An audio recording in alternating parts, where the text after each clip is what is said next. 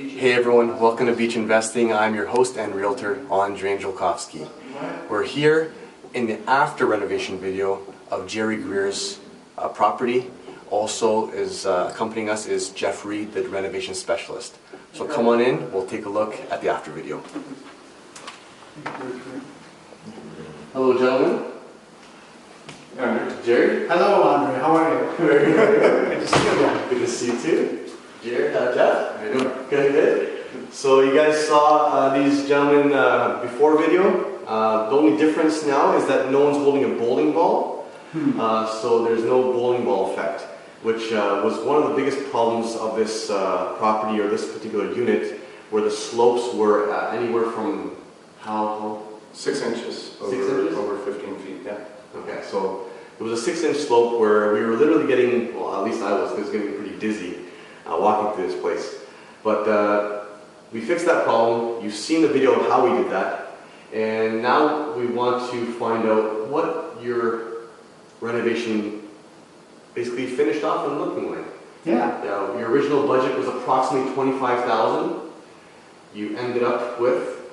I was closer to the 40,000 by the time we got done. We did some extras that weren't in the original scope, so added to the original estimate. Okay. And a couple of those additions were? Well, a good example would be the back bedrooms. Initially, we weren't intending to level the back bedrooms and weren't quite as severely sloped as the front part here, but then I decided once we did the demo that might as well do it right and get the back bedrooms leveled up as well. So that was quite labor intensive to do that, and then of course required materials as well, plywood and so on. But the main cost there would have been the labor. Then the other big thing is that, which we didn't know about until we opened up the walls and had an electrician take a good look, but there was a lot more knob tube in here than we had anticipated. And so of course that added a large cost to the electrician himself. But then what it also means is that because you are replacing knob tube, now they want everything electrically to meet current standards. So we have to add a number of receptacles which cause more holes in the walls on top of the old knob and tube being pulled out and having to be rewired. So that caused a lot more labor and materials as well, because all these additional holes had to be filled with drywall and compound and so on. So those are two probably big examples of why the cost escalated to what we had anticipated. Okay. But I mean, on the positive side, it's all new wiring in here, and we have a level floor throughout the suite. So I think it was a good money well spent. Okay. So let's take a look at some of the items that we focused on here. So we're looking at the dining room and the kitchen here. And what you did essentially here, Jerry, is you didn't replace the cabinetry. No, I did not. This was, I don't really remember from the original video, but these were solid wood cabinets, and they're relatively new. They certainly aren't as old as the building itself. They probably were installed about 20 years ago. So rather than replace them, we thought we'd freshen it up by putting a coat of paint on them, on the original wood, and replace the handles that were on there. So give it a more modern, fresh look, and I think we've accomplished that. You've also changed the backsplash? Yes, we did. In white? Yeah, it was a white backsplash, and Jeff was had a big hand in picking out this backsplash, and I think it complements the granite countertops quite nicely. So Jeff, the renovation specialist, you had a big role in here.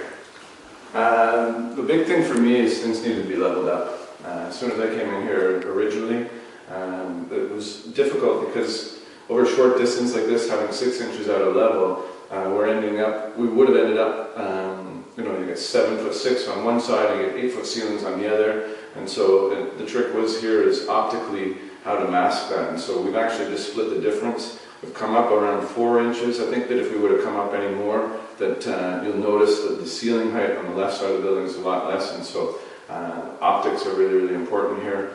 Something that was really big for me in this apartment is that now all the cabinets are level, and we've actually, Jerry had a great idea to put this crown molding with the lighting above it, which I think is going to be great for ambiance in here. It also, when we painted the cabinets, they're a lot more built-in looking right now. We put filler strips down the side so that it doesn't look like an IKEA or a Home Depot type kitchen. It actually looks like a a professionally done kitchen the way it should be in the beaches. Excuse me. And I also like how the counters pop now that it's painted, so yeah. So some of the things that I've noticed that you guys really focused on here was what offers the most bang for your dollar when it comes to renovations, property value, and rental values. So far I've seen you've replaced all the flooring. Aside from leveling off, that was a problem that needed to be solved. But aside from that, you've changed the flooring, you've painted, you've added great lighting, which really makes the place pop. Ambience lighting as well. You've redone the kitchen. Although you didn't replace the cabinetry, it's all looking brand new. So those are major items that you focused on. Right. And then when we get to the back here, we'll show you what else you focused on. So come on over here. There's two other things I'd like to show you.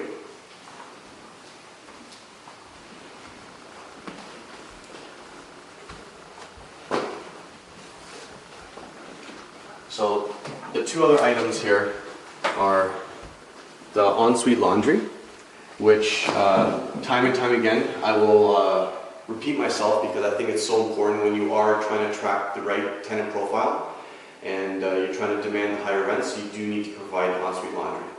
And the second item, last but not least, is the bathroom, making it a spa-like bathroom.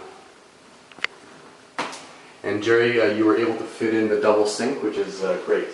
Yeah, I wasn't so sure at the beginning, but after spending a little while at IKEA, I discovered that I could get a double sink into this size of washroom, which is, I think, a really added differentiator in the marketplace.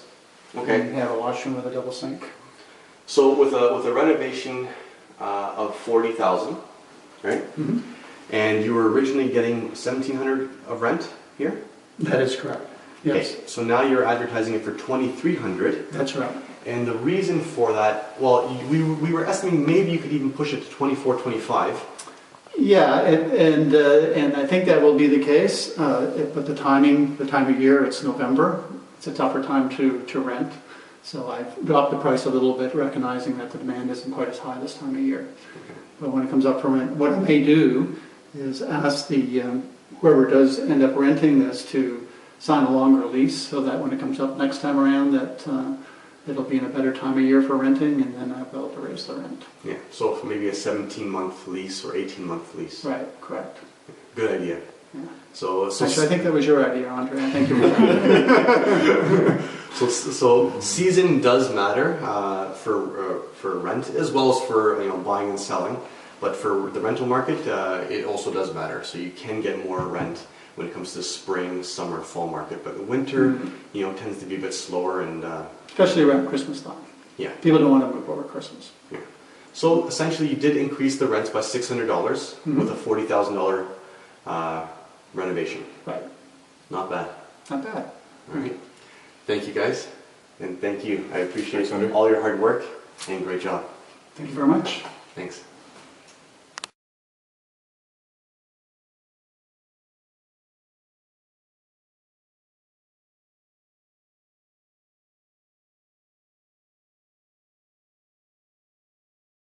And notice the orange in front.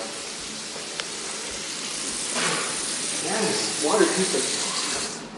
What the?